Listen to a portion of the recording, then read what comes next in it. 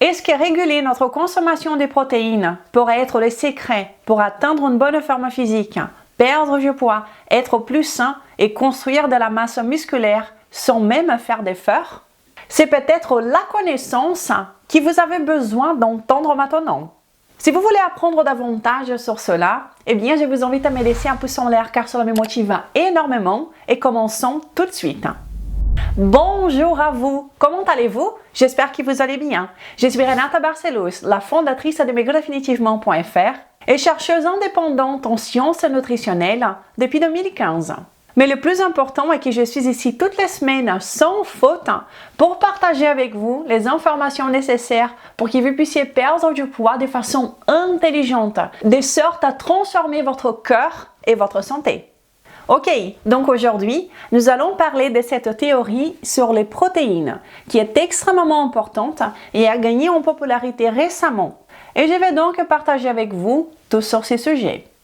Et c'est une stratégie très intelligente basée sur la science pour que vous puissiez obtenir des résultats que les personnes arrivent à obtenir à court terme, seulement en s'efforçant à manger moins et en faisant un énorme effort héroïque pour y parvenir. Mais en utilisant de l'intelligence et des connaissances, nous pouvons parvenir au même résultat sans faire autant d'efforts. Et qui n'aime pas ça, n'est-ce pas? J'adore ça! Alors commençons à voir ce sujet. Je suppose déjà que vous connaissez bien que nous avons 3 macronutriments dans notre alimentation, les protéines, les glucides et les lipides. Quand nous faisons allusion à ces macronutriments, en termes d'alimentation, nous parlons souvent des pourcentages. Par exemple, si vous dites que 40% de votre alimentation provient des glucides, cela signifie tout logiquement que 40% de vos calories proviennent de ces macronutriments. Cette façon de se référer au pourcentage des macronutriments par rapport à la quantité totale d'énergie ingérée en calories est une manière courante de s'y référer. Je vous montre donc une étude qui a été publiée en 2005. C'est une revue dans le journal Obesity Review avec le titre suivant: L'obésité, hypothèse de l'effet des leviers des protéines. Tout au long du développement de cette épidémie d'obésité, nous avons accordé beaucoup d'attention, comme vous devez le savoir, essentiellement à la consommation des glucides ou des lipides. On a très peu parlé des protéines. En fait, la consommation des protéines est restée plus ou moins stable dans diverses populations du monde pendant plusieurs années, et cela est d'environ 15% des calories journalières ingérées par ces personnes qui proviennent des protéines. Et c'est là que cette théorie entre en jeu. Cette étude en question corrobore quelque chose que j'affirme ici depuis 2015, l'importance des protéines dans le processus de perte de poids. Et selon beaucoup d'études, y compris celles présentées ici aujourd'hui, la quantité de protéines consommées par les humains à l'époque paléolithique était de 37%. C'est plus du double que la moyenne actuelle. Ils mangeaient beaucoup plus de protéines proportionnellement à la quantité des autres macronutriments. Et l'idée postulée dans cette étude est que les animaux, y compris nous les humains, avons une faim spéciale pour les protéines.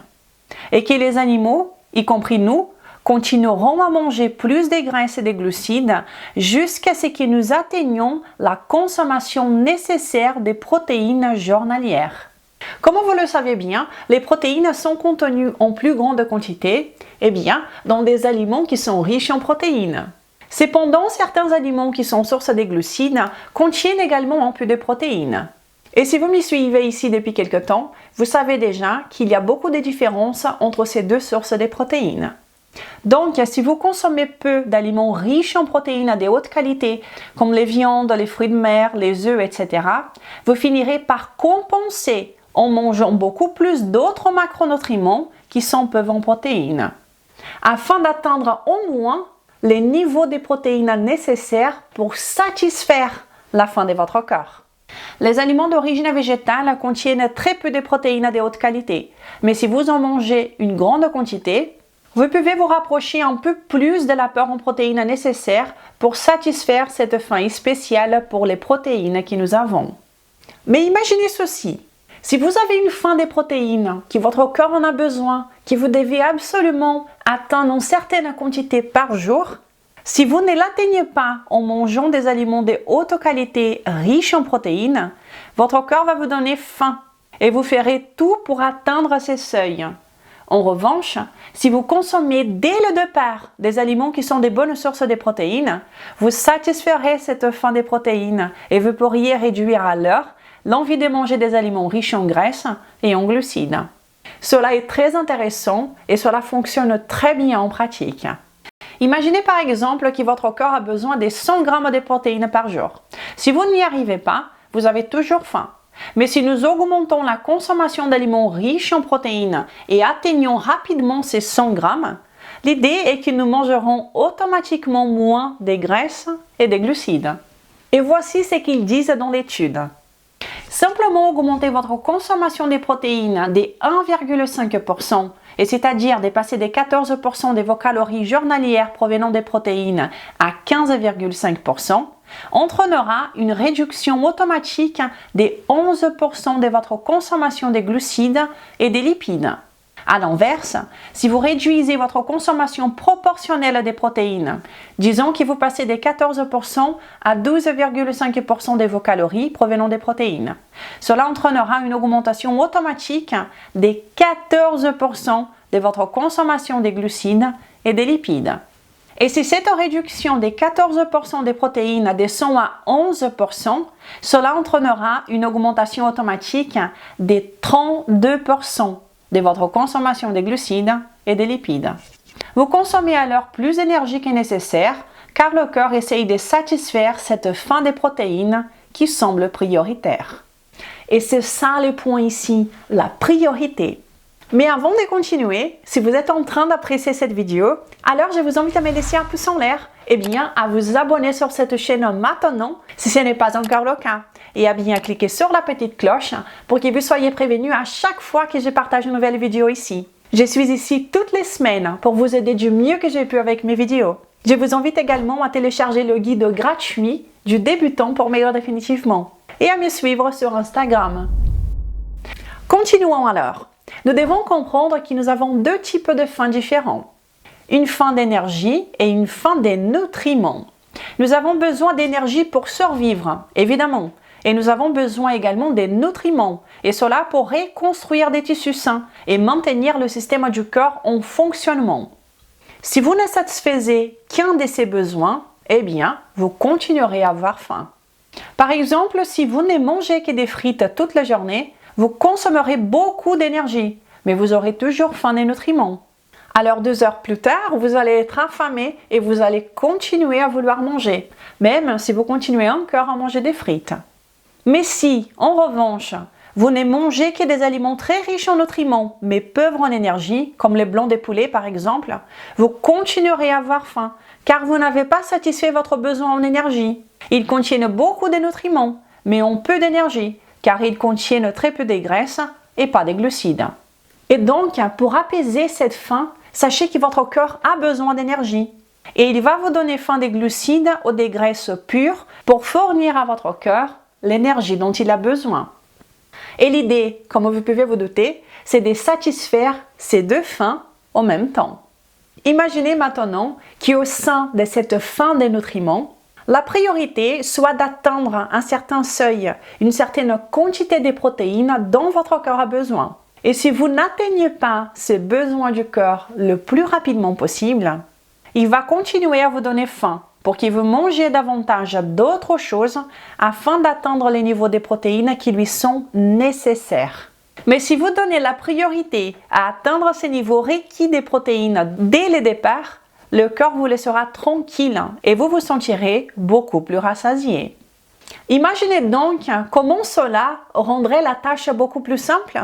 Je teste cette stratégie depuis des années. Vous les testez vous aussi et puis vous revenez ici pour me laisser les commentaires et me raconter vos résultats. Consommer plus de protéines est effectivement la meilleure chose que vous pouvez faire pour perdre du poids de façon naturelle en nourrissant votre corps en énergie et en nutriments. Lorsque nous commençons à consommer suffisamment de protéines de haute qualité dans notre alimentation, nous commençons à remarquer que nous sommes beaucoup plus rassasiés et que nous commençons également à perdre du poids naturellement si nous avons du poids en excès. C'est une manière intelligente de perdre du poids. Depuis des années, je vous parle ici d'alimentation forte, qui est une alimentation qui est à 100% basée sur la science. Et l'idée est que la base de votre assiette, dans chaque repas que vous faites dans la journée, eh bien, c'est de donner la priorité à un beau morceau de protéines de haute qualité. Et ensuite, vous les complémentez comme vous le souhaitez, avec les lipides ou bien les glucides que vous préférez le plus. C'est ainsi que vous devez alimenter votre corps avec nutriments et énergie. Et ce que je veux dire aussi par alimentation forte, quand je parle des protéines de haute qualité, je parle des protéines d'origine animale. Des viandes de bœuf, de porc, des volailles, gibier, des fruits de mer, des poissons, des produits laitiers entiers, des œufs. Les protéines d'origine animale ont toujours été la base de l'alimentation de l'humain tout au long de notre évolution. Mais je sais très bien que nous vivons dans une ère d'aliénation où consommer d'aliments d'origine animale est mal vu. La désinformation et les informations trompeuses sont un peu partout et on se fiche complètement de la physiologie humaine et de notre évolution. C'est pour cette raison que je vous conseille de regarder ces vidéos où je parle un peu plus sur la consommation de viande. J'aborde l'effet évolutif que nous avons toujours consommé cet aliment et dans celle-ci, je vous montre l'état de l'art de la science en ce qui concerne la consommation des viandes. Et si vous voulez apprendre plus sur l'alimentation forte, vous pouvez également regarder cette vidéo-ci. Je vais laisser le lien ici dans la description. Et donc, quand vous choisissez une protéine de haute qualité pour mettre dans votre assiette et que vous complémentez avec vos glucides ou vos lipides préférés, vous êtes exactement en train de faire ce que nous montre cette étude. Vous êtes en train de nourrir votre corps avec énergie et nutriments. Donc, essayez d'abord de satisfaire cette faim pour des protéines, cette faim pour les nutriments, et aussi la faim énergétique, car une belle portion des protéines animales vient aussi avec de l'énergie sous forme de graisse et contient également une énorme quantité de micronutriments essentiels. Vous apaisez plus rapidement cette faim des protéines et votre corps vous donne de la paix d'esprit. Et vous mangez généralement moins automatiquement sans que vous ayez à contrôler vos calories ni vos quantités. Car lorsque vous mangez correctement, eh bien, les quantités s'écalent d'elles-mêmes. Je parle de cette théorie depuis littéralement des années et cette étude vient simplement corroborer cette idée. Et quand on commence à comprendre plus sur la physiologie de notre corps, cela a du sens. Les protéines sont ce qui construit notre corps. Si vous n'apportez pas les protéines nécessaires, votre corps commence à puiser dans ses propres protéines en catabolisant vos muscles et tissus en général. Et vous ne voulez pas ça.